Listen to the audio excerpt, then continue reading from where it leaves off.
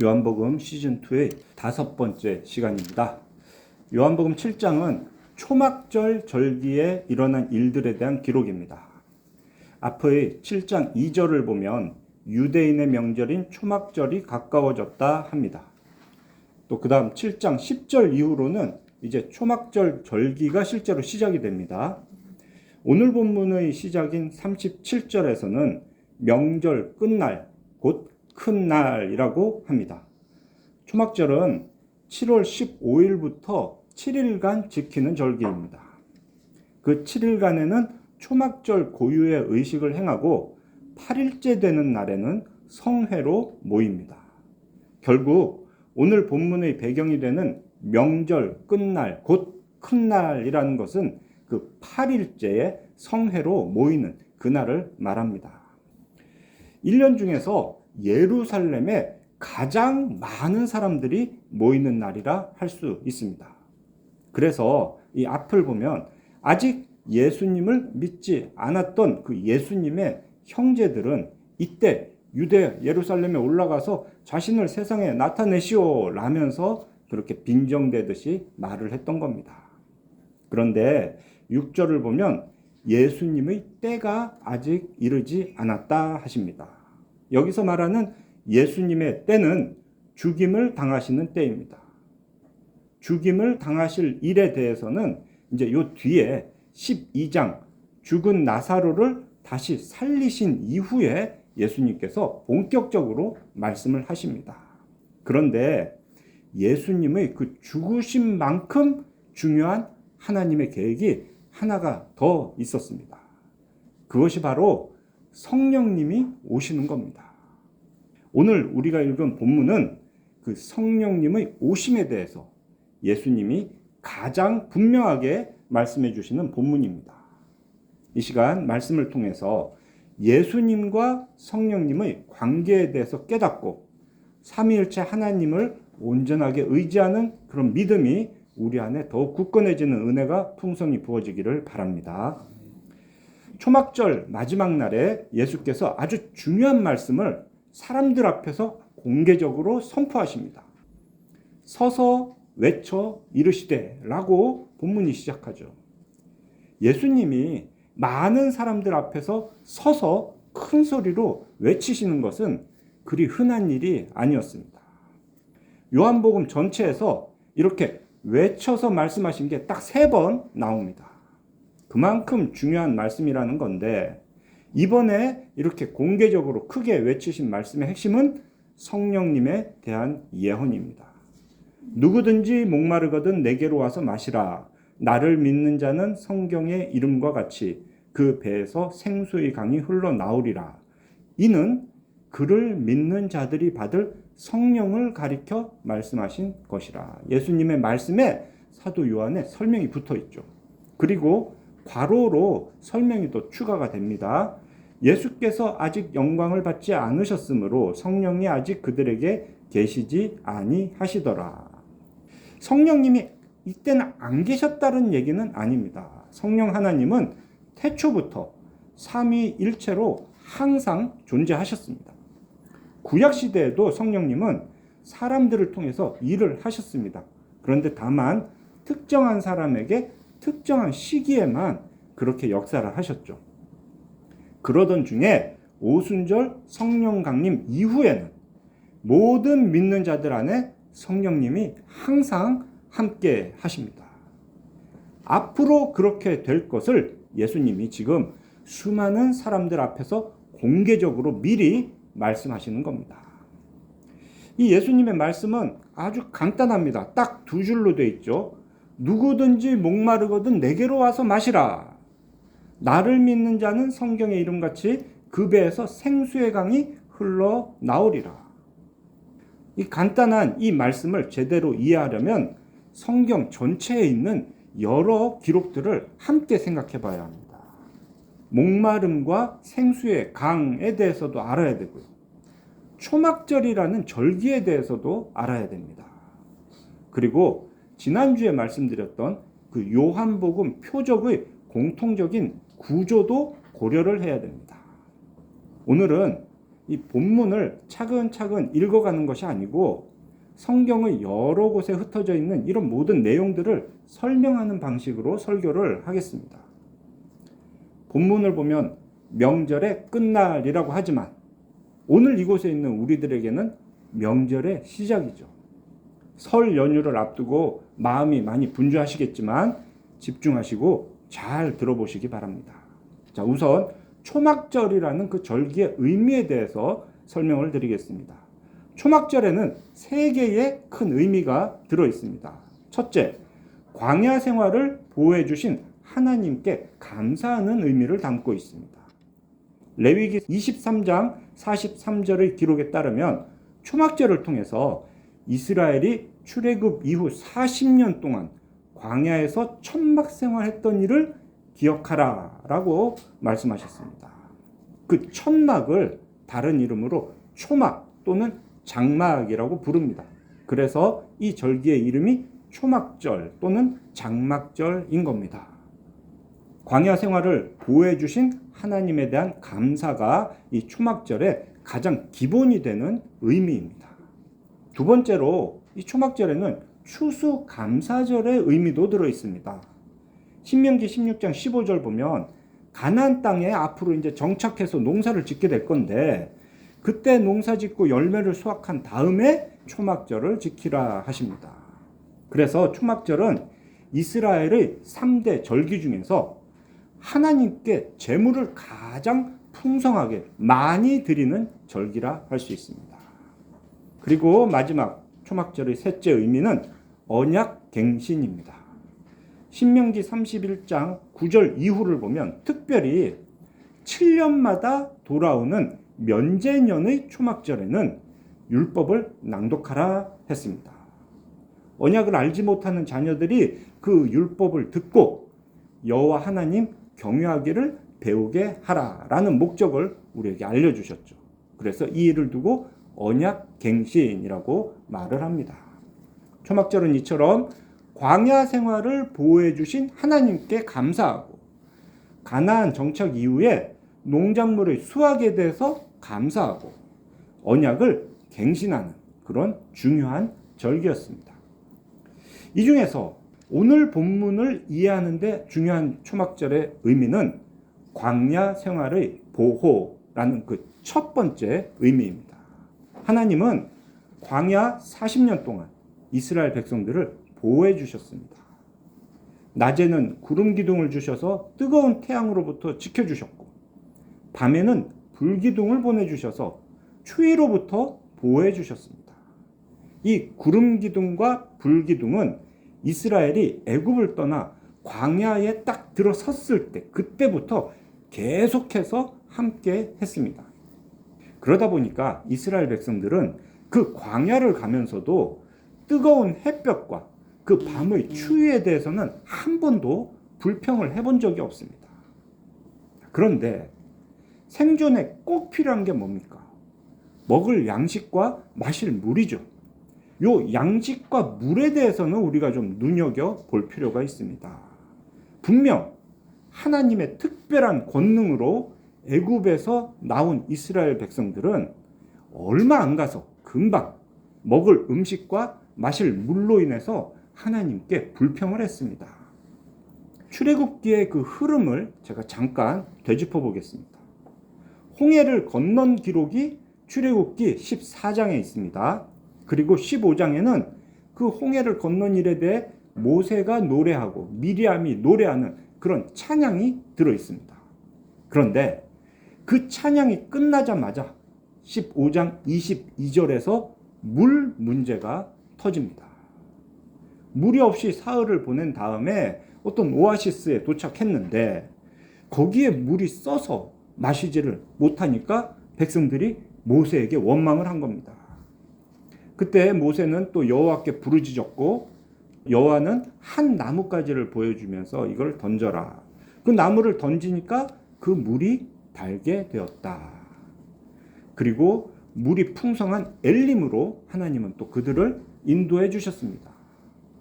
이스라엘은 그렇게 하나님께서 물 문제가 있어도 바로 해결해 주시는 것을 경험을 했어요. 15장이 그렇게 끝이 납니다. 그 다음 16장에서는 이제 양식 문제가 일어납니다. 애굽에서 가지고 온 음식이 다 떨어지니까 굶어 죽겠다고 모세와 아론에게 백성들이 원망을 쏟아놓습니다. 애굽 땅이 더 좋았다라고 말을 하면서요. 이것은 하나님을 믿지 않는 불신앙의 표출이었습니다.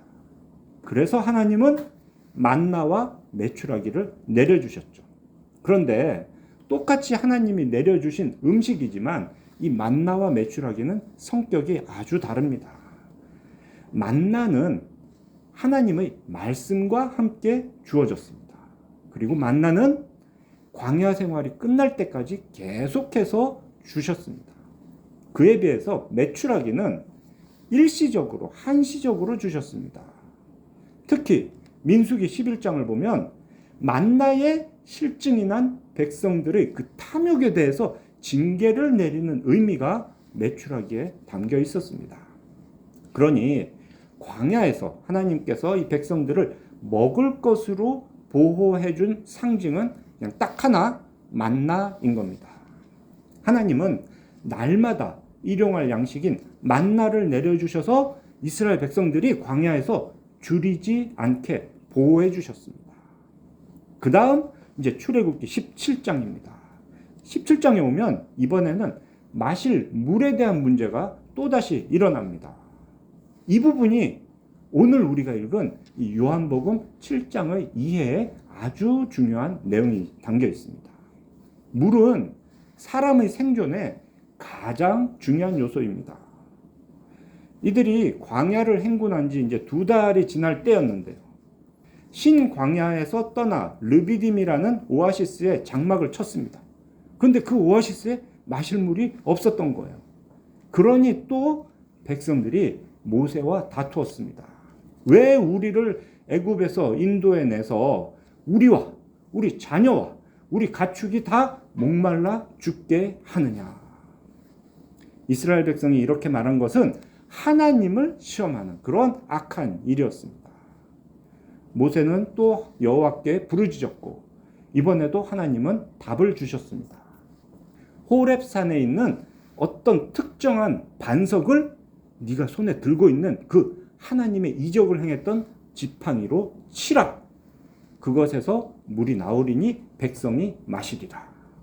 모세는 그대로 했습니다. 그 다음에 물이 어떤 방식으로 나왔는지 또 백성들은 어떤 반응을 보였는지에 대해서는 성경에 기록이 없습니다.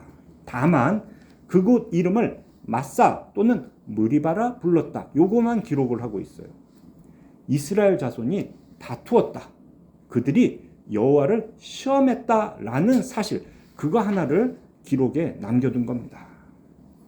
이 사건은 오늘 말씀을 이해하는데 아주 중요한 배경이 됩니다.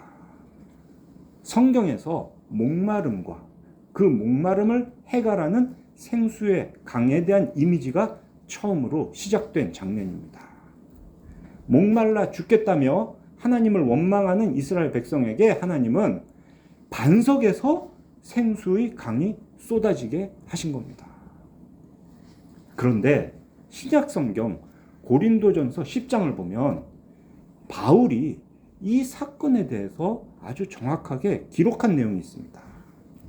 우리 조상들이 모세에게 속하여 구름과 바다에서 세례를 받고 홍해를 건넌 이를 바울은 세례라고 말을 합니다. 또 다 같은 신령한 음식을 먹으며 하늘에서 내린 만나를 신령한 음식이라고 하죠. 다 같은 신령한 음료를 마셨으니 이 음료, 물 이야기를 이제 하는 겁니다. 이는 그들을 따르는 신령한 반석으로부터 마셨으며 그 반석은 곧 그리스도시라. 그러니까 모세가 지팡이로 호렙산에 어떤 바위를 쳤고 거기서 물이 나왔는데 그런 식으로 반석에서 물이 나오는 게 이스라엘 백성을 행군하는 동안 쫓아다녔다는 식으로 바울이 말하는 거예요. 그리고 그 물이 나오는 반석이 그리스도다라고 아주 명확하게 바울이 말을 해줍니다. 출애굽 광야에서 이스라엘 백성들의 목마름을 해결하는 그 생수를 공급해 주었던 반석이 곧 그리스도다. 그리고 지금 그리스도이신 예수님은 자신을 믿는 자는 그 배에서 생수의 강이 흘러나올 것이라 말씀하십니다. 요한복음은 표적의 책입니다. 요한복음에 기록된 표적의 구조가 바로 이 사건에도 그대로 적용이 됩니다. 제가 지난주에 요한복음에 기록된 표적은 공통적으로 표적, 계시, 믿음의 구조로 구성된다 했죠. 이런 패턴이 있다. 예수님은 사람에게 현실적으로 꼭 필요한 어떤 것을 풍성히 채워주시는 표적을 보여주신다. 그 표적을 통해서 예수님은 그 현실적인 문제보다 더 중요한 것, 우리의 온전한 구원을 위해 오신 그리스도이심을 계시해 주셨다. 그래서 하나님의 택하심을 받은 자는 그 표적을 통해 예수님이 하나님의 아들 그리스도이심을 믿게 되고 그 이름을 힘입어 생명을 얻게 된다라는 것이 이 요한복음의 공통된 표적의 패턴이었습니다. 바로 앞인 6장에서는 그의 대표적인 오병이어 표적을 우리가 본 거죠. 배고픔이라는 그런 필수적인 필요를 오병이어로 풍성히 채워주신 표적을 예수님이 보여주셨습니다. 그 다음에 말씀을 통해서 예수님 자신이 영생하도록 있는 양식, 생명의 떡이다 라는 그 사실을 계시해 주셨습니다. 그 표적과 그 계시의 말씀으로 인해 제자들은 예수님이 하나님의 거룩하신 자이심을 믿었습니다. 그 기록을 읽고 들은 우리도 믿음이 생기고 믿음이 굳건해집니다. 그와 병행을 이루는 일이 바로 오늘 우리가 보고 있는 반석에서 쏟아지는 생수의 강 표적입니다. 요한복음 본문에 무슨 표적이 있지는 않았는데요 싶으시죠?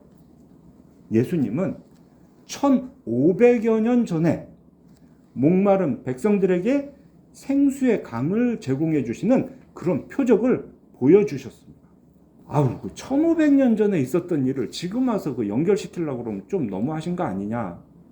예수님은 시간 이전에 태초부터 계시던 분입니다. 예수님은 시간을 창조하신 분입니다. 천년을 하루같이 여기시는 분입니다. 1500년 전에 하셨던 그 표적 갖고 지금 말씀하십니다. 지금 본인이 하나님이심을 계시해 주십니다.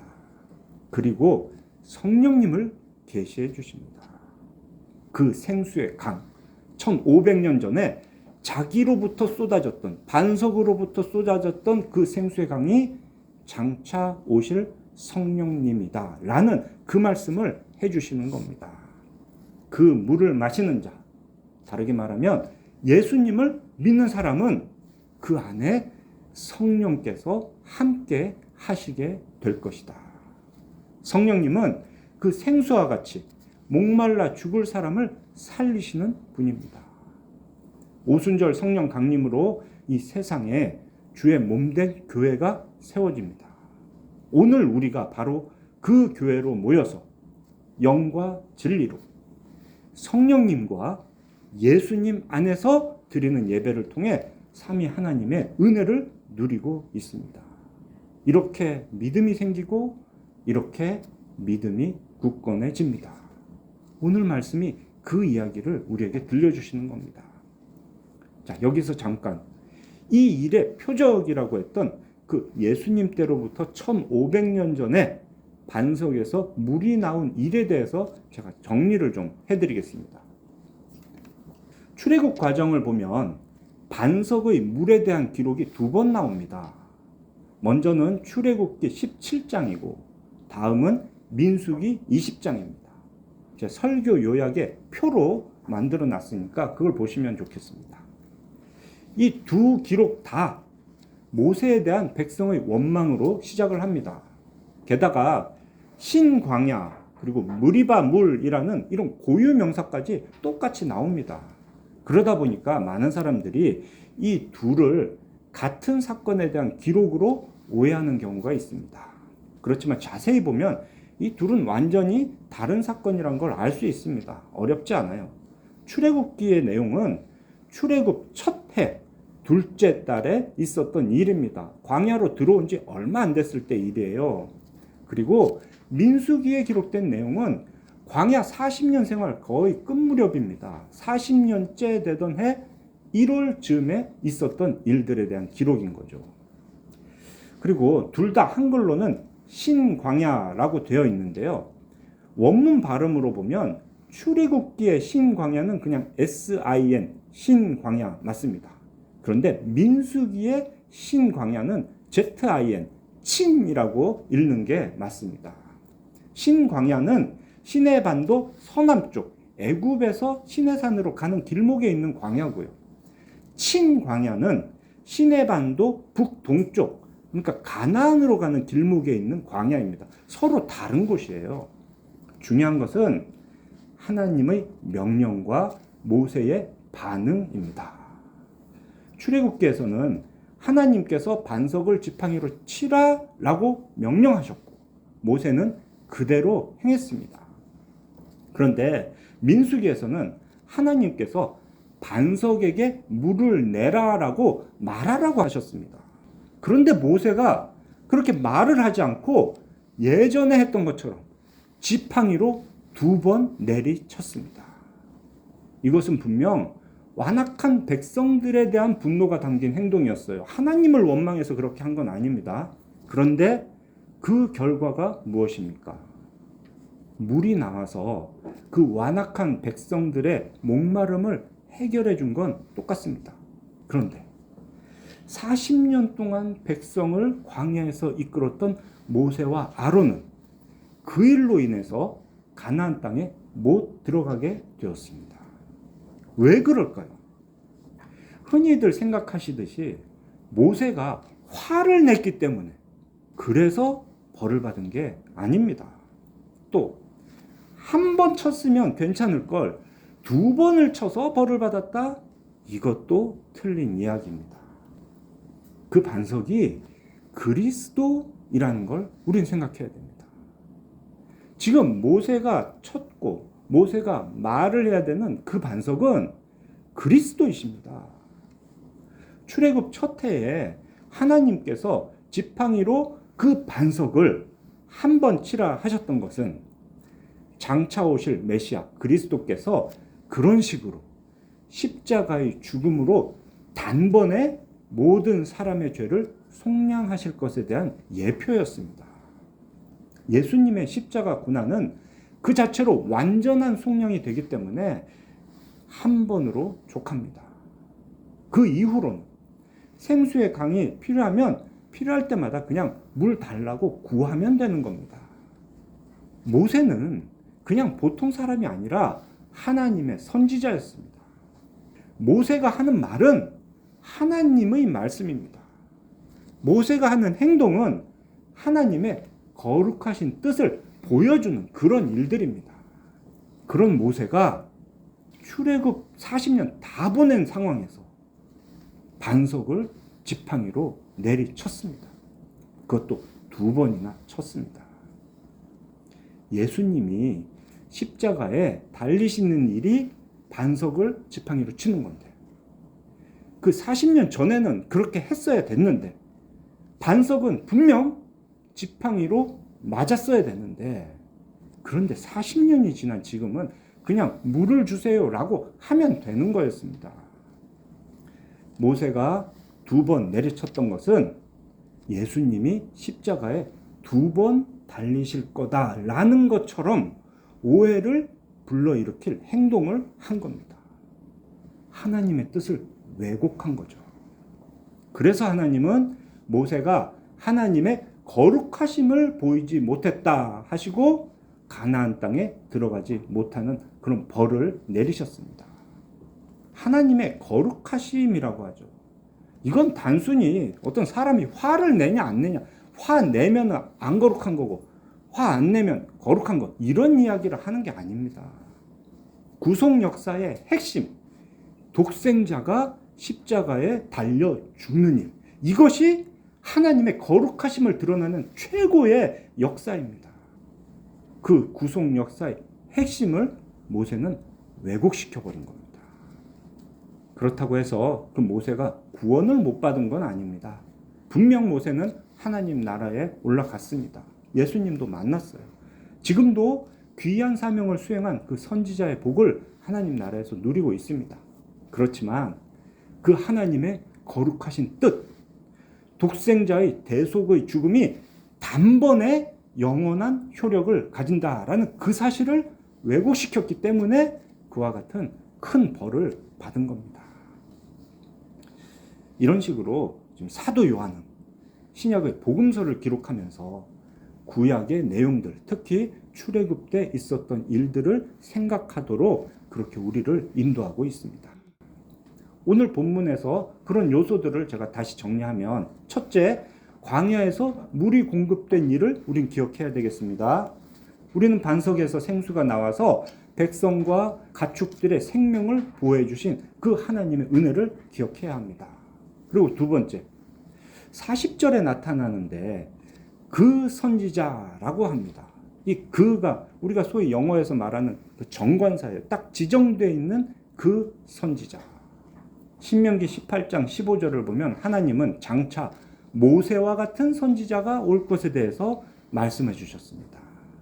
그러니 여기서 요한이 기록한 그 선지자라고 사람들이 말했다라는 것은 예수님이 그 선지자, 모세와 같은 선지자라는 걸 생각하게 하는 겁니다. 그 선지자로 오신 분이 바로 예수 그리스도이십니다. 하나님께서 그 선지자를 보내시면 그때 백성들이 꼭 해야 되는 일들이 그 신명기 다음에 기록이 되어 있거든요. 신명기 18장 15절에 기록된 그 내용이 뭔가? 바로 그 선지자가 오면 그의 말을 들으라 하셨습니다. 결국 당시에 이 예수님을 만나고 예수님의 말씀을 듣는 그 무리들은 예수님의 말씀을 들었어야 합니다. 예수님의 말씀을 듣고 믿어서 예수님을 그리스도로 영접했어야 합니다. 그 뒤에 이야기들을 보세요. 무리 중에 어떤 사람은 이 사람이 참으로 그 선지자다, 모세와 같은 하나님이 보내신 사람이다 라고 했어요. 또 어떤 사람은 이 사람이 그리스도다라고 합니다. 여기까지는 예수님의 말씀을 듣고 믿은 사람들인 거죠. 그런데 또 어떤 사람은 그리스도가 어찌 갈릴리에서 나오겠느냐라고 말했답니다. 왜? 그 사람도 나름 성경을 알기 때문에. 성경에 이르기를 그리스도는 다윗의 씨로 나오고 또 다윗이 살던 마을 베들레헴에서 나오리라 하지 아니하였느냐라고 했다는 거예요. 이런 사람은 성경을 알긴 아는데 제대로 알지 못하는 사람입니다. 분명 미가서 5장 2절을 보면 베들레헴 에브라다여 라면서 에브라다의 베들레헴에서 이스라엘을 다스릴 자가 나온다 했습니다. 그런데 구약 성경에는 그 말씀만 있는 건 아니었습니다. 이사야 9장 1절을 보면 옛적에는 여호와께서 스불론 땅과 납달리 땅이 멸시를 당하게 하였더니, 이 스불론 땅과 납달리 땅이 갈릴리고 나사렛이고 가나가 있는 지역이에요. 후에는 해변 길과 요단 저쪽 이방의 갈릴리를 영화롭게 하셨느니라. 이사야 9장에 분명히 이 말씀이 있습니다. 이게 그냥 괜한 말이 아니었어요. 마태복음 4장 13절 보면 예수님이 바로 그 말씀을 이루시려고 나사렛을 떠나 스불론과 납달리 지경 해변에 있는 가버나움에 가서 사셨다 합니다. 가버나움이 갈릴리에 있는 도시거든요. 그러니 구약 성경을 제대로 알았다면 갈릴리에서 메시아가 오실 것이다라는 생각도 했었어야 되는 겁니다. 그러니 갈릴리에서는 그리스도, 메시아가 나올 수가 없다는 그들의 말도 역시 성경에 대한 무지함에서 나온 겁니다. 예수님이 갈릴리에서 성장하고 활동을 시작했다는 그 사실이 구약에서도 이미 말씀하신 예언의 성취이기도 하다는 것임을 알지 못한 사람들은 이런 식으로 예수님을 배척했습니다. 성경 말씀은 정말 잘 알아야 됩니다. 반석을 2번 내리친 모세를 보면서 이런 식으로 화를 내면 안 됩니다. 이렇게 설교를 하면 예수님에 대한 아주 중요한 계시의 말씀을 무시하는 결과를 낳습니다. 하나님의 말씀인 성경에 대해서 무지하면 구원을 얻지 못합니다. 혹시 택하심을 받아서 구원은 얻더라도 세상을 사는 동안 늘 불안과 염려에서 자유함을 누리지 못할 수도 있습니다. 사랑하는 우리 필그림교회 성도 여러분, 오늘날의 성도들은 대부분 목사의 설교를 통해서 성경의 의미를 이해합니다. 그러니 목사의 설교가 허술하면 성도들의 영적 상태도 허술한 경우가 많습니다. 우리의 신앙 고백인 웨스트민스터 신앙 고백의 첫 장이 바로 성경에 대해서 말씀하는 고백입니다. 그중 9번째 항목에 이런 내용이 있습니다. 성경을 해석하는 정확무오한 법칙은 성경 자체이다. 그러므로 어떤 성경 구절의 참되고 완전한 의미에 대하여 의문이 있다면 보다 분명하게 말하는 다른 구절을 가지고 살피고 깨달아야 한다. 그런데 그 안에 성경 구절의 참되고 완전한 의미에 괄호해가지고 이런 설명이 덧붙여 있습니다.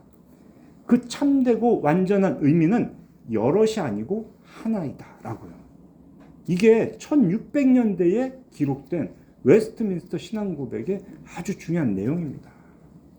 어떤 성경 구절에 참되고 완전한 의미는 하나이다. 이걸 우리는 믿는 거예요. 하나님의 말씀은 보는 사람에 따라 또는 생각하는 배경에 따라서 이렇게도 볼 수 있고 저렇게도 볼 수 있는 것이 아닙니다. 물론 어떤 성경 구절은 어려워요. 여러 성경 구절을 참고해도 딱 하나로 정하기 어려운 구절이 분명 있긴 합니다.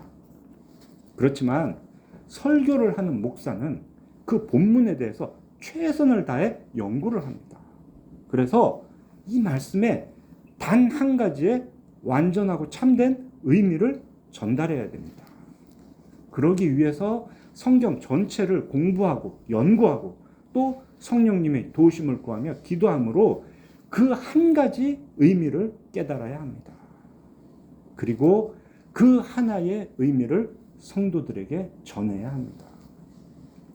오늘 우리가 들었던 광야의 반석에서 생수를 공급해 주신 일, 이건 물론 그냥 이렇게 성도님들이 성경 읽어가지고 금방 이해할 만한 그런 내용은 아닙니다. 어려워요.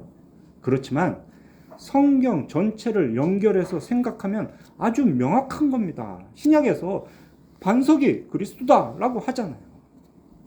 그렇게 해서 이 말씀의 의미를 바르게 알면 우리는 예수님과 성령님의 관계, 그리고 예수님과 성령님의 역할에 대해서 더 분명하게 깨닫게 됩니다.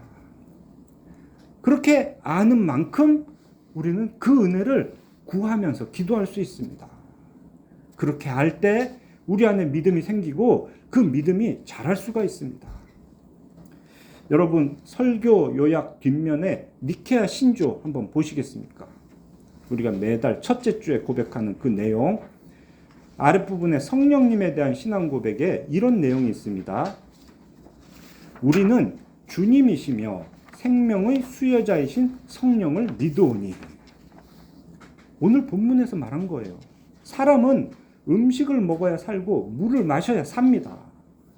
예수님이 지난주에 들은 대로 생명의 떡이라면 오늘 들은 성령님은 생수의 강이십니다. 배고픔보다 더 강한 것이 목마름이라고 하죠. 성도의 생존에 가장 긴급한 분은 이런 면에서 보면 성령님이십니다. 그래서 성령님에 대한 고백에서 생명의 수여자라는 말이 들어있는 겁니다. 그런데 그 성령님, 우리에게 생명을 주시는 그 성령님이 아주 소극적이십니다. 우리 안에 항상 계신데 하시는 행동을 보면 이런 식이에요. 우리가 머리로 악한 생각을 할 때 이 뒤통수를 딱 때려서 좀 생각나게 하시면 좋겠는데 그걸 안 하십니다. 음성을 들려주셔서 악한 생각을 하지 않게 하시면 좋겠는데 그 일을 안 하시는 분이 우리 안에 계신 성령님이십니다. 우리가 죄의 길로 행할 때 절대로 우리 다리를 걸어 넘어뜨리지 않으시는 분이 성령님이세요. 성령님은 항상 우리 안에 계신데 우리가 악한 생각을 하고 죄의 길로 나아갈 때 그저 가만히 보고 계십니다. 다만 탄식하며 간구하십니다. 성도는 그래서 우리 안에 계신 성령님의 존재에 민감해야 됩니다. 그리고 그 성령님에 갈급해야 됩니다. 죄를 생각하지도 말고 죄를 행하지도 말고 오직 말씀과 기도에 힘써야 성령님과 함께 할 수 있습니다. 그래야 살 수 있습니다. 왜? 우리에게 생명을 주시는 분이 성령님이시니까. 그래야 풍성한 은혜의 삶을 누릴 수가 있습니다. 우리 니케아 신조의 그 다음 구절도 한번 봅시다. 그분은 아버지와 그리고 아들로부터 나오시며, 오늘 들은 성경 전체에서 계시된 이 하나님의 말씀을 잘 기억합시다. 출애굽 광야에서 생수의 강은 반석이신 예수 그리스도에게서 쏟아져 나왔습니다. 분명 성령님은 아버지와 그리고 아들로부터 오신 겁니다. 그런데 여기서 중요한 건 단순히 아들이 성령을 보냈다, 이 내용이 중요한 게 아닙니다. 그 일을 위해서 딱 한 번 하나님의 지팡이로 그 반석을 쳐야 했습니다. 이 사건은 십자가에 달려 죽으신 예수 그리스도를 미리 보여주는 예표라 했죠. 성령께서 우리에게 오시려면 반드시 그 과정, 성자이신 예수님의 죽으심이 필요한 겁니다. 그 죽으심 이후에 하나님께서 부활, 승천을 하게 하시고, 그렇게 올라가신 예수님은 약속하신 대로 성령님을 우리에게 보내주시는 겁니다. 그렇게 생명의 떡으로 오신 예수님은 첫 번째 보혜사라고 하고요. 생수의 강으로 오신 성령님은 또 다른 보혜사라고 부르는 겁니다. 우리는 생명의 떡을 먹고 생수의 강을 마셔야 합니다. 하나님의 은혜가 우리에게 전해지는 가장 중요한 방편인 말씀을 그래서 여러분들은 잘 들으셔야 합니다. 그리고 그렇게 들은 말씀이 과연 그런가 해서 직접 성경을 펼쳐서 모든 내용들을 확인하시기 바랍니다. 말씀을 제대로 알아야 믿음이 굳건하게 성장합니다. 목사는 성경의 의미를 바르게 설교하기에 최선을 다하고, 여러분들은 그 말씀을 잘 듣고 성경을 펼쳐 읽음으로 우리를 구원하시는 그 하나님의 은혜를 풍성히 누리시기를 삼위일체 하나님의 이름으로 축원합니다.